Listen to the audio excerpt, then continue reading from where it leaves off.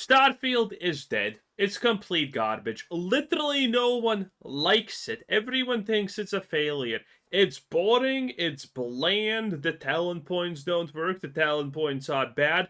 5 loading screens to get from planet to planet, 3 loading screens to get to planet from planet, if you're super efficient at that. Melee doesn't exist. Exploration is not real. Leveling is tedious. You forget sometimes when you actually hit a level up for multiple levels in a row.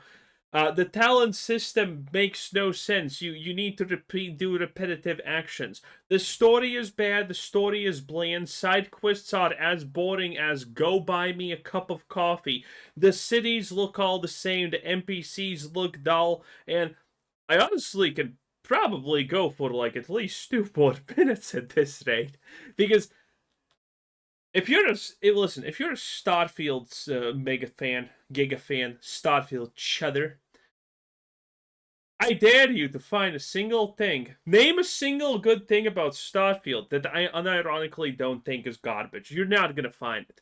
But if you ask me, is there a bigger, more abandoned joke than Starfield? It's obviously Bethesda themselves. According to Tassie at Forbes in his June 10th article, the reason there's no more Starfield That's a graph right there, boys. That is a graph. DLC, Tassie goes on to lay out a string of reasons why Bethesda would not be continuing past Shattered Space and creating a second paid DLC for Starfield. Namely, the poor reception Shattered Space had received, currently sitting at mostly negative. Well, of course it's gonna receive a poor reception. Are you kidding me? Look at this. This is your official.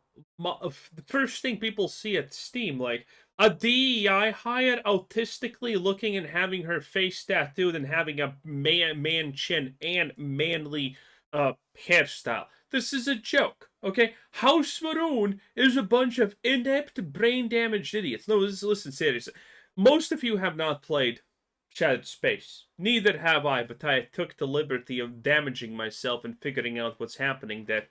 And let me give you the quick rundown, okay? You become the literal chosen one of the mystical House Maroon that follows the space serpent 3 minutes after arriving on the planet. Because reasons, obviously. House Maroon has a unique culture that I'm pretty sure is probably, gotten from some kind of African bullshit or whatever. Their culture is tattoo their faces for no reason without any explanation. They are socially inept, and one of the rules that governs their society is you can just shoot, stab, kill whoever the hell you want, and it's not illegal. In fact, you legally get to own their stuff after it. Yes. And you're wondering why Shattered Space was a failure, eh? Negative on Steam, with only 30% of reviewers giving it a positive rating, along with the generally low player counts, hitting a 6-month peak on Steam PC of just 6,881 players way back in January 2025. Tassie's argument concluded with the general idea that Bethesda could see the writing on the wall. They could read the reports and see that Starfield was not performing well, and therefore, there would. You know what's my favorite part about this? Starfield was supposed to be Todd Howard's baby. God, I love Todd Howard as an absolute loser. You know what's Todd Howard's story? Buys the Fallout IP, makes his Magnus Opus, the first Magnus Opus, which makes it questionable why you would call it a Magnus Opus, because you're only supposed to have one of them? But I digress. He makes his Magnus Opus, which is called Fallout 3. Todd Howard, the 5'2" manlet, put all of his soul and everything he had in it. It was shit. Fallout 3 is literally worse than Fallout 4, in my opinion. In fact, it's the worst of the modern-day Fallouts. I honestly think it's just slightly better than 76. And if you know my opinion on 76, you know that 76 is not even a game, okay? So, Fallout 3 is slightly better than 76, somehow. Moira completely saves the story. I'm joking on that, obviously. But, close enough. And then, Obsidian just randomly makes New Vegas and blows the living shit out of Fallout 3. And obviously, Todd Howard's not happy. The greatest game Bethesda has ever made is easily acclaimed Fallout New Vegas, and there's not even a fight. Okay, every single person, 4 to 5, is choosing Fallout New Vegas over Fallout 3. So Todd Howard's grand opus got completely shat on by a team of people who arguably most likely got screwed by Bethesda intentionally so they don't succeed at what they're making. Still, they managed to pull it through. So that's one. And then Todd Howard is like, okay, I'm almost 253 because he's a vampire, obviously. A midget vampire. And then Todd Howard's like, okay, I need to make something before I skin suit into another person. And he's like, I'm gonna make Starfield. It's gonna be the grand expansion of a space game. In fact, by the way, there are reports, there are forum posts, screenshots of Todd Howard literally spurging out 30 years ago, by the way, about how he wants to make the best sci-fi space game ever. It's his secret mega dream, okay? And then he gets to make his dreams come true. He gets to make Starfield. And everyone hates it. In fact, it's so bad Todd Howard removes his name from it. This is the first time in Bethesda history when Todd Howard literally does not just blast his name over it everywhere, okay? First time, and probably only time when this happens. And Starfield just busts. Everyone hates it. Shattered Space, no one even cares to hate it, honestly. I only milked like 5 negative Shattered Space bad videos. And oh, by the way, this is our 199th, close to 200, Starfield bad video. God, I love making these. And people call me negative. I love my job so much. It puts a smile on my face every single time I'm saying something bad about Starfield, man. It's just, I love it so much. And people are like, why are you negative? Oh, do I look unhappy? Do I look? I'm ecstatic to shit on Starfield, boys. Be no second expansion to the game. However, rather quietly, I might add, Starfield has continued to soldier on behind the scenes, now passing Morrowind over on Nexus Mods for most mod downloads, touching over 92 million in total. Surpassing a 20-year-old game. Wow. Oh, Starfield, you truly are amazing, eh? But currently being completely outpaced by heavyweights like Baldur's Gate 3, Fallout 3, Fallout 4, and of course Fallout New Vegas, along with Cyberpunk 2077, and of course Skyrim, combined now, which totals over 10 billion downloads between the two editions.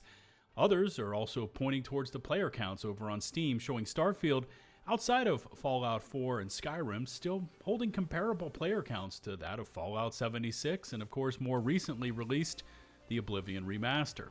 And it's holding up over on Game Pass, as many games do, despite the terrible launch of Shattered Space and the lack of any new content outside of Creation Club mods since launch.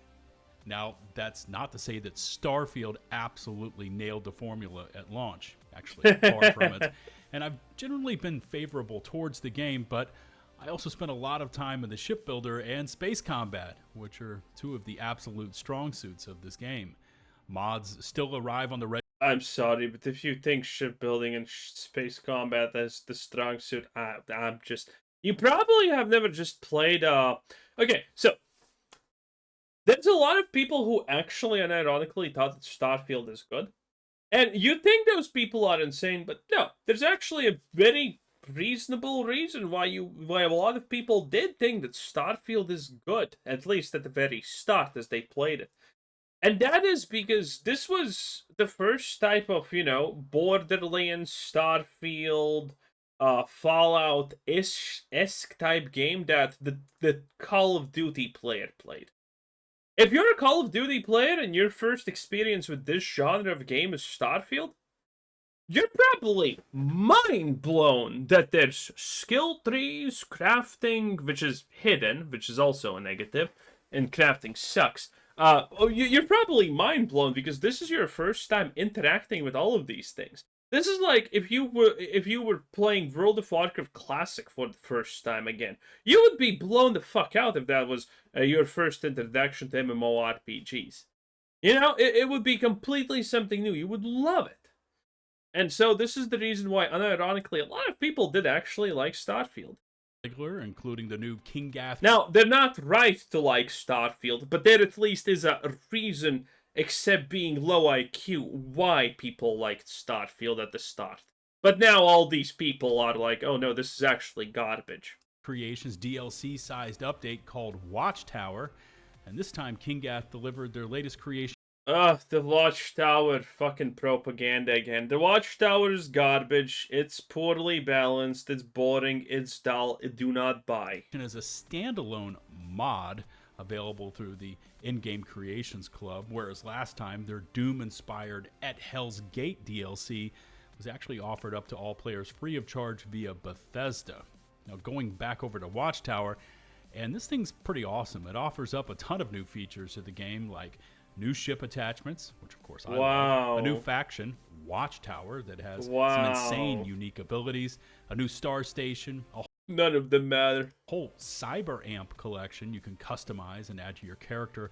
None of that matters. Along with the super cool fact that with Watchtower, you get to assign your crew to other ships and take your personal fleet into battle. Space. Of course, I love space combat in this game. That is actually a pretty decent thing, but there's probably a mod for free that can do that. Along with calling in orbital strikes to the planet's surface while the orbital strikes don't do anything. In combat, ranging from outright ordnance to things like the reason that you always see this is because this is the quest mission ending where you blow up a robot, and that's it. It's not like this in the game. It's a bunch of smoke and mirrors, monster-sized battle mechs, turrets, and a lot more. So, yeah, this DLC is something substantial, and for many was light years ahead of Shattered Space in terms of quantity and quality. In terms of the future for Starfield, though, according to multiple sources and rumors, Microsoft will be releasing the PlayStation 5 port sometime later this year, which should provide the game with a temporary boost in player counts, albeit... Do you think this is going to be like a 1K player boost? Because who the fuck on PlayStation is going to want to play this? It's past its prime, if it even had a prime, honestly, and no one cares. On a completely separate and new platform from what it was originally launched for. But new PS5 players will be getting a much more feature-rich and complete version of Starfield than what was offered up at launch, including... Bro, the game's still garbage. There's roughly like 3 things that got fixed with all these updates, okay? Bethesda patted themselves on the back when they took 3 months to release a giant patch where they fixed like 2 issues maybe, and things that no one cared about. For example, fix the lighting on the rock outside of the main city that no one has seen in the game ever. Yes. Or made the color red more red or less red. I don't know. Pick fucking one. Yes, these are the patches, okay? A giant bug fix patch for Bethesda that they pat themselves on the back for is typically a not even worth to mention stealth update hotfix by most other competent companies. Better frame gen implementation, higher FPS. Like, the higher FPS is also a lie, by the way. Well, okay, no. Bethesda, don't sue me. Technically, it's higher FPS. People did testing on it. On average, this is a whopping 2 FPS increase. Exciting. Yes. A more refined UI and UX experience along Still with bad. a host of bug features that have already been added to the game. But to further reinforce the idea that a new DLC is coming, we already know that ZeniMax has applied for the trademark for the word Starborn, as seen here on the U.S. Patent and Trademark site, adding fuel to the fire that if Bethesda does release a new DLC, it will be called Starborn, with rumors and theories bouncing around that this... I hope so. Oh god, I hope so. ...might be an origin story into the Starborn beyond what the in-game lore is able to provide, or possibly This Starborn DLC could be a completely new piece of content involving multiple and new Starborn stories, all kind of intersecting across space and time. Hopefully, if it is at the center of a piece of new content, it will refine and reshape the current NG Plus and Unity mechanics, whereby completing the task resets your inventories. Wow, look at that. And such to ground Whoa, such an explosion! zero each and every time it is finished.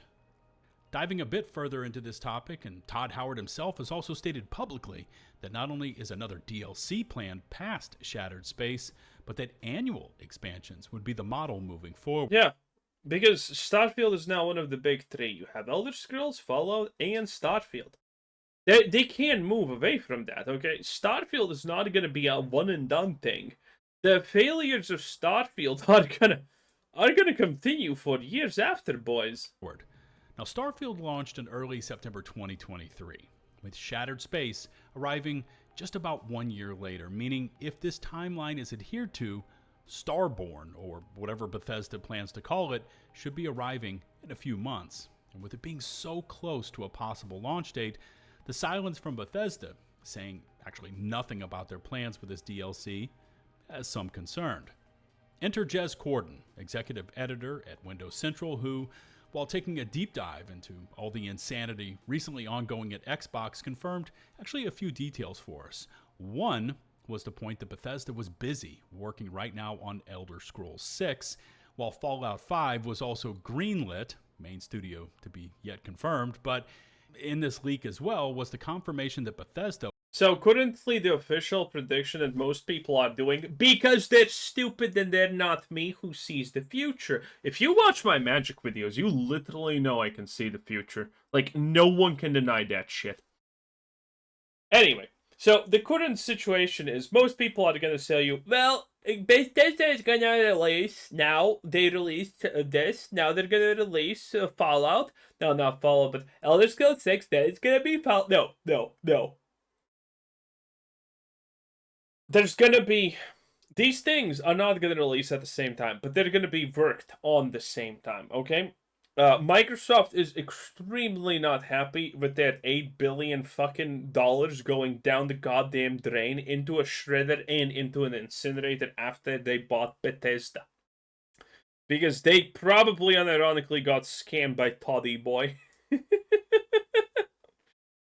Oh my god, Todd scammed $9 billion to sell his shitty fucking company to Microsoft. That is insane. Anyway, Microsoft is gonna force the creation of these games simultaneously. They're not gonna wait 5 more years for Elder Scrolls 6 and then 15 more years for Fallout 5. It's not happening. Was also... These things are going to be developed at the same time, not by the same studio. Simultaneously working on the next Starfield DLC. Tabling for just a moment what Corden has revealed, let's now add to the discussion Nate the Hate, noted industry insider who just recently has been dropping some details concerning Nintendo Switch 2 and then... Bro, I can't. This is one of the Starfield like early things. Okay, so look how poor this was done, by the way. And people got mad at me when I talked about garbage like this. So first of all, we see the DEI hired child, who lives in the literal fucking space age, be like, oh my god, Starship go vroom in the sky. She's like completely psyched out about it. And this guy who's every single fucking day of his life is probably piloting one of those things because this is not there in the slightest. Again, the literal space age is like, oh my god, look at the clearly autistic child being fucking drooling over there about the starship. Let me go see what's happening there. Notice the almost blue eyes, by the way, 10 out of 10. For just a moment. So he goes, he notices. Let's now... Then he goes up to her, Nate the Hate, noted industry, and suddenly, out of nowhere, there's a barrier for like, I don't know, people who want to see Starship go zoom. I don't know, maybe the future has an autism problem. Probably, honestly, does, looking at what's happening now currently at days.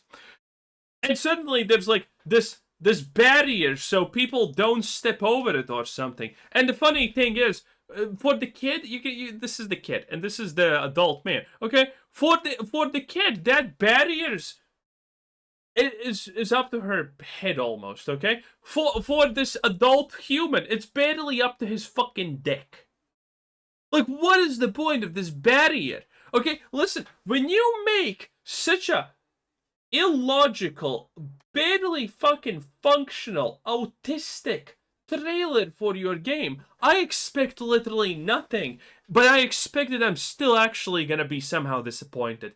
And there we are. And people got mad at me for pointing garbage like this out. Oh, why? It's just a promotional video. Yeah, your mom is also just a promotional piece in the strip club. True.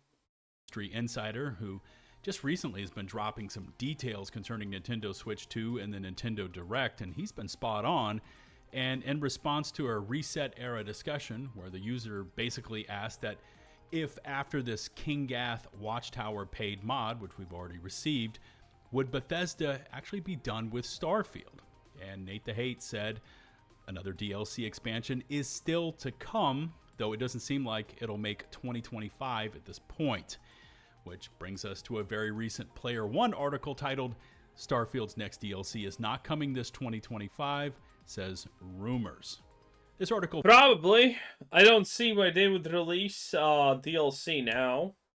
They probably kind of want to see if people forget about Starfield in general, because there's no way Bethesda is willing to put more than 50 million into these expansions. And that's honestly even a lot at this point. I'm pretty sure Bethesda is trying to find a way to make ChatGPT design a Starfield expansion at this point, and even then on 10% computing capabilities, because there's no way. Bethesda knows that this is as dead as it comes. And in any case, that's pretty much it. That was Layton and Buzz Lightyear. 10 out of 10. Bye.